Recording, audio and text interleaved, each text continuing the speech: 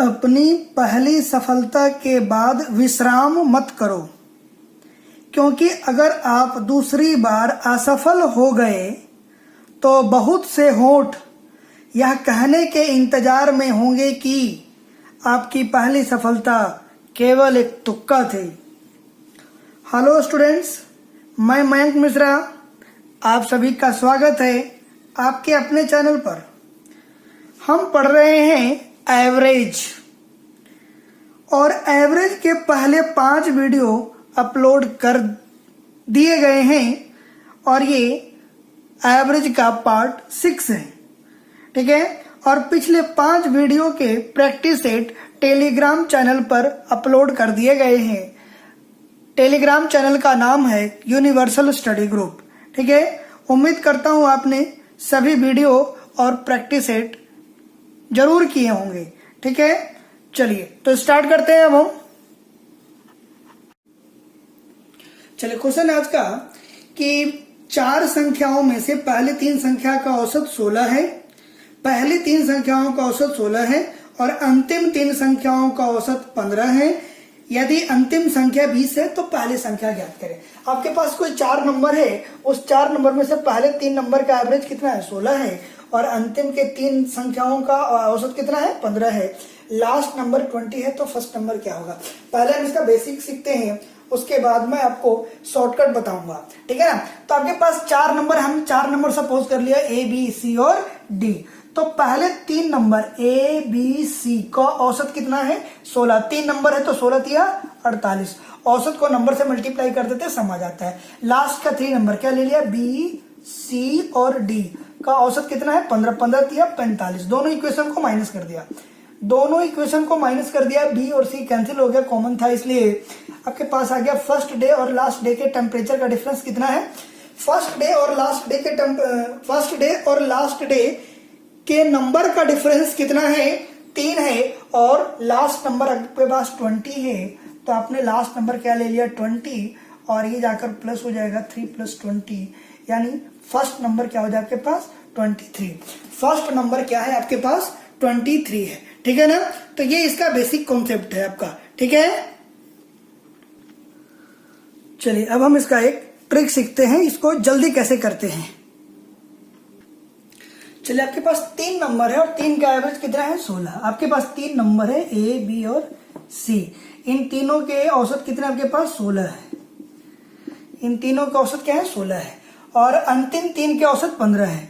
अंतिम 3 का औसत जो है आपके पास वो है 15। ध्यान से सीखिएगा इसको, ठीक है। तो अब आप देखोगे यहाँ पे बी और सी दोनों कॉमन है, यहाँ पे बी 16 है, यहाँ पे बी 15 है, ठीक है ना। तो अब आप देखोगे अगर मैं इसको 15 कर दूं तो ये जो एक बचा है वो एक इसके साथ आकर प्लस हो जाएगा। अगर मैं दोनों नंबर को 15 कर दूं तो यहाँ पर जो एक बचा हुआ है वो आके यहाँ प्लस हो जाएगा। फिर इसको भी मैंने 15 कर दिया तो यहाँ का एक जो बचा था वो भी क्या आ गया आपके पास? एक नंबर यहाँ आ गया, यानी ए जो है वो कितना है? 18 है। तब जाकर बी और सी 15-15 होगा, क्योंकि इन दोनों का एक एक मैंने इसमें जोड़ दिया। तो अब आप देखो ध्यान से कि आपके पास ए 18 हो गया और बी कितना हो गया? 15 हो गया। ए जो है बी से कितना बड़ा है? 3 बड़ा है। यहाँ पर ए 18 है और डी 15 है, क्योंकि 2 नंबर थे, दोनों में एक एक कम था, तो टोटल जो है ये 2 इसके साथ जुड़ गया। तो ए और डी के बीच का डिफरेंस कितने का हो गया? 3 का हो गया। तो अगर ये वाला नंबर 20 है तो इससे कितना? 3 अधिक ये नंबर कितना हो जाएगा? 23। समझ गए बात को? आपको इक्वेशन सोल्व नहीं करना पड़ेगा, बस आप ये सीखिए कि आपके पास दोनों में पहले 3 का औसत 16, आखिरी 3 का 15, एक का डिफरेंस है, यानी नंबर 3 है तो पहले में और आखिरी में 3 का डिफरेंस होगा। फर्स्ट नंबर थर्ड नंबर से, लास्ट नंबर से 3 अधिक होगा। तो अगर लास्ट नंबर 23 है तो फर्स्ट नंबर कितना हो जाएगा? अगर लास्ट नंबर 20 है तो फर्स्ट नंबर कितना होगा? 23 हो जाएगा, ठीक है। चलिए एक और क्वेश्चन सेम ऐसे ही है। कहता है कि 4 संख्याओं में से पहली 3 संख्या का औसत 15 है और अंतिम 3 का औसत 16 है, आखिरी संख्या 19 है, तो पहली संख्या क्या है? अब आप देखोगे आपके पास 3 नंबर मैंने लिए पहले, ए बी और सी। इनका औसत कितना है? 15, 15 और 15। और बाद के 3 बी, सी और डी, इनके औसत कितने हैं? 16, 16 और 16। अगर अब ये दोनों नंबर को कॉमन करूंगा, अगर मैं इसको 15 करूं, ये भी 15 है, इसको भी 15 करूंगा तो एक यहां बढ़ जाएगा, इसको भी 15 करूंगा तो एक यहां पे बढ़ जाएगा, यानी ये वाला नंबर कितना हो गया? 18 हो गया, और ये वाला नंबर कितना है? 15 है। यानी आखिरी संख्या जो है पहली संख्या से 3 अधिक है, आखिरी संख्या पहली संख्या से 3 अधिक है। तो अगर ये वाला नंबर 19 है तो इससे ये 3 कम होगा, ये नंबर कितना हो जाएगा? 16 हो जाएगा। ये नंबर कितना होगा आपका? 16 हो गया। समझ गए बात को? अगर आप अच्छे से सीख जाओगे इस कॉन्सेप्ट को तो ये लिखने की भी जरूरत नहीं है। अब आप देखोगे एवरेज में एक पहले 3 का औसत कितना है? 15, आखिरी 3 का कितना है? 16। 3 नंबर है यानी 3 का डिफरेंस होगा। एक एक अधिक है, यहाँ पे एवरेज 16 है, यहाँ पे 15 है, एक अधिक है। तो अगर एक नंबर पर एक अधिक है तो 3 नंबर पे 3 अधिक होगा, यानी पहली संख्या और आखिरी संख्या में 3 का डिफरेंस होगा। लास्ट वाला नंबर यहाँ पे बड़ा है यानी आखिरी संख्या 3 अधिक है। तो अगर आखिरी संख्या 19 है तो पहली संख्या उससे 3 कम होंगी। ये बिना लिखे भी आप कर सकते हो, ठीक है, अगर आपको कॉन्सेप्ट समझ में आ रहा है तो। ओके, चलिए नेक्स्ट क्वेश्चन में बिल्कुल वैसा ही है। क्वेश्चन है कि 6 संख्याएं जो हैं वो अवरोही क्रम में व्यवस्थित है। 6 संख्याएं अवरोही क्रम में व्यवस्थित है। पहले 5 संख्याओं का औसत 30 है और अंतिम 5 संख्याओं का औसत 25 है। पहले 5 का औसत जो है वो 30 है और अंतिम 5 का औसत कितना है? 25 है। तो what is the difference between first number and last number? अब आप देखोगे पहले 5 का औसत कितना है? 30, आखिरी 5 का कितना है? 25, यानी एक नंबर पे 5-5 का डिफरेंस है। तो एक नंबर पे 5 का डिफरेंस है तो 5 पे 25 का डिफरेंस होगा, यानी पहले और आखिरी में 25 का अंतर होगा। पहली संख्या दूसरी आखिरी संख्या से 25 अधिक होगी, पहली संख्या आखिरी संख्या से अंतिम संख्या से लास्ट नंबर से 25 अधिक होगी, ठीक है ना। अगर आप कॉन्सेप्ट सीख गए तो बिना सोल्व करे क्वेश्चन पढ़ के आप आंसर बता सकते हो, ठीक है, कि पहले और आखिरी में 25 का अंतर है। कैसे? वो देखो, आपके पास 6 नंबर है, हमने पहले 5 ले लिया, ए, बी, सी, डी और ई। इनके औसत कितने कितने हैं? 30, 30, 30, 30 और 30।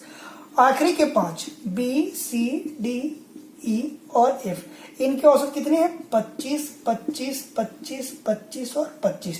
यहां से ये 5, अगर मैं इसको भी 25 करूंगा तो 5 मुझे यहां जोड़ना पड़ेगा, इसे भी 25 करूंगा तो 5 जोड़ना पड़ेगा, इसे भी 25 किया तो 5 आपको जोड़ना पड़ेगा। 1 2 3 4, 4 को आपको 25-25 करना है, यानी 4 बार 5-5 जोड़ना पड़ेगा, यानी 5 चौक 20, 5 चौक 20 और 30 50। ये नंबर 50 और ये नंबर कितना है? 25 है। तो पहली और आखिरी में कितने का अंतर है? 25 का अंतर है, ठीक है ना। तो अगर आप चाहें तो लिख के करें, अगर कॉन्सेप्ट समझ में आ गया है तो ऐसे क्वेश्चन आप पढ़ के चुटकियों में कर लेंगे, क्योंकि एक नंबर पे 5 का अंतर है तो 5 पे 25 का अंतर होगा, पहली और आखिरी में 25 का डिफरेंस होगा। ओके, चलिए एक और क्वेश्चन बिल्कुल इसी कॉन्सेप्ट पे है कि मंगलवार, बुधवार और गुरुवार का औसत तापमान जो है वो 41 डिग्री है, और बुधवार, गुरुवार और शुक्रवार का औसत तापमान जो है वो 40 डिग्री सेल्सियस है। तो अब आप देखोगे वेडनेसडे, थर्सडे कॉमन है। तो अब आप देखोगे यहाँ पे टेम्परेचर 41 डिग्री है और यहाँ पे 40 डिग्री है, यानी देखोगे 1 डिग्री कम है। तो अगर एक दिन में 1 डिग्री कम है तो 3 दिन में 3 डिग्री कम होगा, यानी 3 दिन में 3 डिग्री कम होगा। तो आप डायरेक्ट लिख सकते हो कि ट्यूसडे और फ्राइडे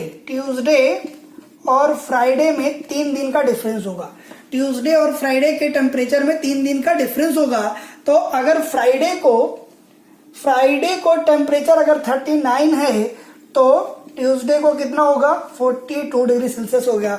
आप ऐसे क्वेश्चंस बिना लिखे सोल्व कर सकते हैं, क्योंकि आपको पता है कि ट्यूसडे का टेम्परेचर फ्राइडे के टेम्परेचर से 3 दिन अधिक होगा। तो अगर फ्राइडे 39 है तो ट्यूसडे 42 डिग्री सेल्सियस होगा, क्योंकि एक दिन में अगर 1 डिग्री के टेम्परेचर का डिफरेंस है तो 3 दिन में 3 डिग्री के टेम्परेचर का डिफरेंस हो जाएगा, ठीक है। चलिए, अगर आपने कॉन्सेप्ट सीख लिया है तो हम थोड़ी स्पीड में करेंगे। कहता क्या है कि सोमवार, मंगलवार, बुधवार और गुरुवार का औसत तापमान 60 डिग्री है और मंगलवार, बुधवार, गुरुवार और शुक्रवार का औसत तापमान 63 डिग्री है। अब आप देखोगे पहले 4 दिन का औसत तापमान जो है वो है 60 डिग्री और आखिरी के 4 दिन का टेम्परेचर है 63 डिग्री, यानी 3 डिग्री अधिक है। यानी अगर एक दिन में 3 डिग्री है तो 4 दिन में ही 4 या 12 डिग्री का डिफरेंस होगा।